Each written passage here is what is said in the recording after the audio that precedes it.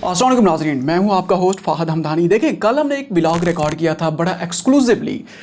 इसहाक डार का जो नवासा है, रज़ा डार का जो मामला है, दो गैर मुल्की जो लड़कियां यहाँ ट्रैप करके यहाँ पर जनाब उनको लाया जाता है और उन पर जो तशद्दुद किया जाता है, किस किस्म का तशद्दुद किया जाता है। और उसके बाद हमने बड़ी कोशिश की है कि इस तरह की बातें ना करें अपने कल के व्लॉग में। लेकिन जो हुकूमती अरकान हैं और मुस्लिम लीग नून की जो क़यादत है वो ऐसे ऐसे बयानात दे रही है, उसने मजबूर किया है कि आप खुल के बात करें। और आज के व्लॉग में हम खुल के आपके सामने हकीकतें बयान करने वाले हैं। और आपको चाहिए कि थोड़ा हैंड फ्री लगा लें। और ये है कि ये बच्चे भी ये व्लॉग ना देखें। और दूसरे नंबर पे ये है कि हम पेश की आपसे माजरत खा हैं अगर ये पहले हम बातें आपके सामने करने लगे हैं। पहली मरतबा मेरे ख्याल में हम बातें इस तरह की आपके सामने करने लगे हैं। देखें, कल राना सनाउल्लाह साहब ने बयान दिया, उन्होंने कहा कि ये एक नॉन इशू है। और भाई ये कैसे नॉन इशू है? आप ज़रा FIR का मतन पढ़ के देखें, FIR में क्या कुछ लिखा हुआ है। वो जो दो लड़कियां हैं उन्होंने वीडियो बयान में क्या कहा, उन्होंने उसके अलावा मजिस्ट्रेट के सामने बैठ के उन्होंने क्या क्या कहा है। आप थोड़ी देर के लिए खुद सोचें, आप खुद बेटियों वाले हैं। उनने जो कुछ उसके सामने कहा है, उसके मजिस्ट्रेट के सामने या FIR में जो कुछ लिखा हुआ है वो आपको पढ़ के सुनाएं, जान के मान पाए। तो वो जनाब उसमें से एक लड़की है, उसने कहा कि इसमें से जो एक मुजरिम है वो खसूसन वो जो बॉस है, वहीद नाम का जो बॉस है, उसके जो 3 मुलाजिम थे उसमें से एक मुलाजिम ने उनके साथ ज्यादती की है। उसका वो बयान भी सामने आया है। उन्होंने कहा कि पहले जो लोग वहाँ पर मौजूद थे उसने हमारे साथ ज्यादती नहीं की, उस वक्त तक नहीं हुई, बाद में जो कुछ हुआ होगा। लेकिन यह है कि उसके बाद उसने कहा कि उसने मेरे कपड़े उतारे और मेरे साथ ज्यादती करना चाही, लेकिन मैं चीख उठी कि मैं एक कुंवारी लड़की हूँ। उसके बाद उसने शीशे के टुकड़े जनाब उठा के जनाब मेरे सामने आया। उसने कहा मैं तुम्हारे अज़ा काट के इनको बेच के फिर पैसे हम तुमसे वसूल करेंगे। इसी से अंदाज़ा लगाएं ये एक नॉन इशू है। थोड़ी देर के लिए आप सोचें कि आपके मतलब आपकी कोई फैमिलीज नहीं है, पत्थर के बने हुए हैं आप, इस तरह की बात ना कीजिए आपके सामने। क्यों आप मजबूर करते हैं इस तरह की बातें करने पे? अच्छा, उसके अलावा ये है कि ये जो दूसरी जो लड़की थी उसका जो वो जो वीडियो बयान है, बल्कि FIR में ये बात भी लिखी हुई है कि इन्होंने हमारे साथ इंतहा किस्म की बदतमीज़ी की है, तशद्दुद किया है, ज़्यादती की है। और वो जो उसने फिर वो कहा कि वो जो आला है, मतलब कुछ चाकू होगा, डेफिनेटली कोई जंजीर होगी। उन्होंने कहा कि वो हमारे सामने इस तरह घुमाया जाता था। किस वक्त घुमाया जाता था? जब हमारे हाथ पैर बंधे हुए थे। ये कोई नॉन इशू है? जब एक बेटी है किसी की, ठीक है वो गैर मुस्लिम ही क्यों ना हो यार, इंसान तो हैं, वो उसके हाथ पैर बंधे हुए हैं। जनाब वीडियो कॉल करवाई जाती है उसके बाप को, वो जो कार्लो है स्पेन में, वो तो बाद में वो वीडियो उसके ऊपर रिकॉर्डिंग कर रहा होता है और वो स्पेन पुलिस को, और बाद में फिर रब्ता किया जाता है, 15 पे कॉल आती है और भांडा फूट जाता है। मुल्क के अंदर भी थू थू होती है, मुल्क के बाहर भी थू थू होती है। कल का जो इंटरनेशनल मीडिया है, कल देखे ना इंटरनेशनल मीडिया ने किस तरीके से इस खबर को कवरेज दी है, आपको लग पता जाएगा। क्या ये तशद्दुद नहीं है? क्या ये नॉन इशू है कि किसी की बेटी को बांध के आपने जनाब उसके बाप को कॉल की है कि जनाब आप उसके करें जो है $5 लाख है वो हमें, जब तक आप तामान पे नहीं करेंगे उस वक्त तक हम जनाब इनको रिहा नहीं करेंगे। वो फिर $19,000 फिर वो भेजता है। क्या ये नॉन इशू है? इसी वजह से हमने सोचा कि व्लॉग के शुरू में ही हम इस तरह की बातें आपके सामने कर लें। उसके बाद यह है कि कल जो कुछ हुआ, DIG ऑपरेशंस ने कल जो प्रेस कॉन्फ्रेंस की है लाहौर में, और ठीक है हम देखें सहाफ़ियों ने वहाँ पर एक प्रोफेशनलिज्म का मुजाहरा नहीं किया। आपके जो पर्सनल ग्रजेस थे, आपकी नौकरी का मामला था, वो पीछे लग गए, ये हुआ वो हुआ, आप उसके बात कर लेते, वो मामला बाद में डिस्कस किए जा सकते थे। रऊफ कुलासरा साहब ने भी यही ट्वीट किया, उन्होंने कहा कि जो आपके जो इश्यूज़ हैं पर्सनल, उस प्रेस कॉन्फ्रेंस से हट के आप रखते, ये उस वक्त ना करते, जो उनका जो मुद्दा है, पुलिस का जो मुद्दा है वो सामने आ जाता। लेकिन यहाँ पे पुलिस का जो वर्जन है वो भी बहुत ज़्यादा तजादात से हमने भरा पड़ा है। अब देखिए, पुलिस कहती है कि हमने बाजियाब कराया। बाजियाब कराने से मुराद यह है कि A to Z जो सारा प्रोसेस है आपने अपनी ज़ेर निगरानी उसको सर अंजाम दिया है, बाजियाबी वाले अगर एंड को देखा जाए। लेकिन यहाँ पे कल जो CCTV फुटेज जो वायरल हो रही हैं, जिसमें वो जो एक सहाफ़ी हैं डेली पाकिस्तान के यासिर शामी साहब, वो तो भाई CCTV फुटेज वहाँ से निकाल लाते हैं। वो तो कहते हैं अपने व्लॉग में कि ये उससे बरकी चौक से लेकर वो सारी उस तकरीबन सारे रूट के ऊपर जनाब जितने भी कैमरे थे उनकी इनने जनाब वो DVDs उन्हें निकलवा ली हैं सरकार ने। लेकिन वहाँ पे वो कहते हैं कि अल्लाह की मदद जब किसी को मिलती है तो फिर वो अल्लाह कोई ना कोई मतलब आपको रास्ता दिखा देते हैं। वो कहते हैं कि वो जो 2 प्राइवेट कैमरास थे वो इनको पता नहीं चला, वो वहां से जनाब सहाफियों ने जाके वहां से फोटो निकलवा ली है। वो किस तरीके से गाड़ी हिट होती है, और गाड़ी ऑटोमेटिक है, Hyundai SUV है, जैसे ही वो हिट होती है ऑटोमेटिकली उसके गेट खुल जाते हैं, अनलॉक हो जाते हैं। वो लड़कियां उसी मौके को गनीमत समझते हुए बाहर निकल जाती हैं। और जब वो बाहर जाती हैं किसी दुकान में जैसे पनाह लेती हैं, वो फुटेज भी सामने पड़ी हुई हैं, आप खुद जाके देख भी सकते हैं। हम अपने एडिटर साहब से भी कह देंगे कि वो फुटेज आपको दिखा देंगे। वो दुकान में खड़ी हुई है, वहीं से वो पुलिस को कॉल की जाती है। कुछ लोग भी कॉल करते हैं, वो खुद भी फिर बाद में कॉल करती हैं।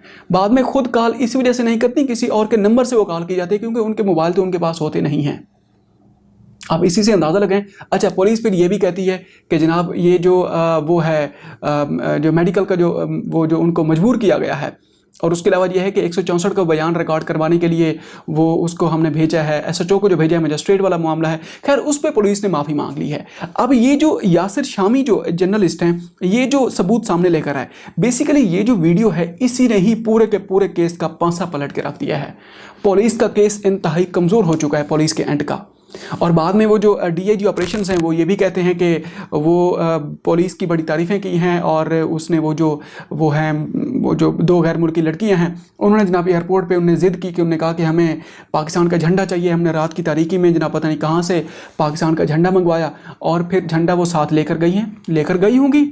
लेकिन सवाल यहाँ पर ये पैदा होता है कि आपने मेडिकल कराया सर्विसेज हॉस्पिटल में, और वहाँ ये जो रेप है ज़्यादती साबित हो गई है, तो सीसीडी कहाँ है? फिर आप कैसे उसी प्रेस कॉन्फ्रेंस में आप कहते हैं कि जनाब ये जो मामला है ये कोई और विंग इसको संभालेगा, ज्यादती का मामला है, तो इसी वजह से ये सीसीडी के उसके अंदर नहीं आता, स्कोप में नहीं आता, तो ये पंजाब पुलिस इसको देखेगी। तो इससे पहले जो सीसीडी वाले मामला आते हैं, ज्यादती के मामले के ऊपर सीसीडी किस तरह एक्टिव होती है, वो नेफे में पिस्तौल भी चल जाता है। क्या अब पंजाब पुलिस के नेफे में रजादार का पिस्तौल चल गया है? ये जो लाइन है बहुत ज़्यादा वायरल हो रही है इंटरनेट पे, आप जाके देखें किसी तरीके से। इस मामले के ऊपर तो सीसीडी के नेफे में रजादार का पिस्तौल चल गया है, ये भी कहा जा सकता है। अच्छा, इसके ऊपर कल ये जो कुछ होता रहा, और बड़ी एक बेहंगम सी वो एक प्रेस कॉन्फ्रेंस थी, मुकम्मल भी नहीं हो सकी, और उसमें जो सहाफ़ी हैं बड़े गम और गुस्से का उन्हें इजहार किया है। अच्छा, उसके अलावा ये है कि जनाबे वाला यहाँ पे ये जो एफआईआर है, एफआईआर का जो मतन है, एफआईआर में जो कुछ वहाँ पर दर्ज किया गया है, इसके ऊपर जो नजम सेठी साहब हैं उन्होंने एक बड़ा तज्जिया किया। उन्होंने कहा कि देखें जो गवाह थी या 2 लड़कियाँ थीं मुल्क से बाहर चली गई हैं, जिस तरीके से भी बाहर गई हैं, लेकिन यहाँ पे अच्छा कोई गवाही देने वाला भी नहीं होगा।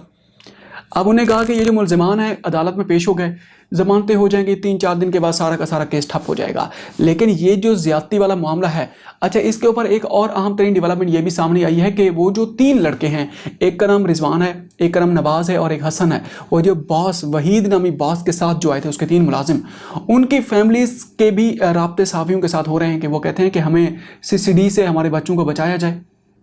आप इसी से अंदाज़ा लगाएं। अच्छा, एक तरफ कहा जाता है कि ये जो पाकिस्तान तहरीक इंसाफ के जो वर्कर हैं, ये जो मुबैना तौर पर जो बदतमीज़ हैं, ये गालम गलोच का जो कल्चर है, ये इमरान खान इसका जिम्मेदार है। इमरान खान कभी मुमकिन है उनसे मिला भी ना हो, लेकिन जब इसहाक डार के मामले उसके नवासे की बात की जाती है, तो उस वक्त ये जो हुकूमती वज़रा हैं, ये जो पाकिस्तान मुस्लिम लीग नून के ये जो लीडर्स हैं, ये सामने आ जाते हैं उनका दिफा करने के लिए कि भाई इसका इसहाक डार से क्या लेना देना, भाई इमरान खान का भी अपने वर्कर से क्या लेना देना, कभी वो उनसे मिले भी ना हो। आप कहते हैं कि उनको बदतमीजी इमरान खान ने सिखाई है, इमरान खान 100% जिम्मेदार है।